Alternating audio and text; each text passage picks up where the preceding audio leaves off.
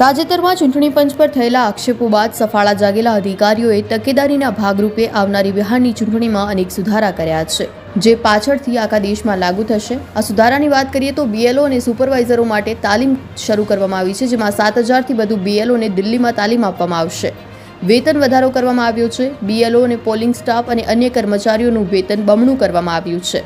તો ઈઆરઓ અને એઈઆરઓને હુનારિયમ એટલે કે પહેલીવાર મતદાતા યાદી તૈયાર કરનારાઓને પણ વળતર આપવામાં આવશે। ચૂંટણી કામગીરી દરમિયાન સ્ટાફ માટે વધુ સુવિધાઓ કરવામાં આવશે। પોલિંગ સ્ટેશન બહાર મોબાઈલ જમા કરવાની હવે ખાસ વ્યવસ્થા કરવામાં આવશે। તો ભીડ ઘટાડવા માટે પણ હાઈરાઇઝ સોસાયટીમાં વધુ બૂથ અને ઓછી લાઇન મેન્ટેન કરવા માટે કરવામાં આવશે। કેન્ડિડેટ બૂથ એટલે કે 100 મીટર બહાર આઈડેન્ટિટી સ્લિપ વિતરણ કરવામાં આવશે। ઈવીએમમાં સુધારા, વાંચવાનું સરળ અને બેલેટ પેપર અને કલર ફોટો આપવામાં આવશે। 100% વેબકાસ્ટિંગ, દરેક બૂથ ઉપર લાઈવ મોનિટરિંગ, મતદાતા યાદી સફાઈ એટલે 22 વર્ષ પછી યાદીને અપડેટ કરાઈ રહી છે અને આવી અનેક પ્રકારની પહેલ કરવામાં આવી છે ચૂંટણી પંચ દ્વારા।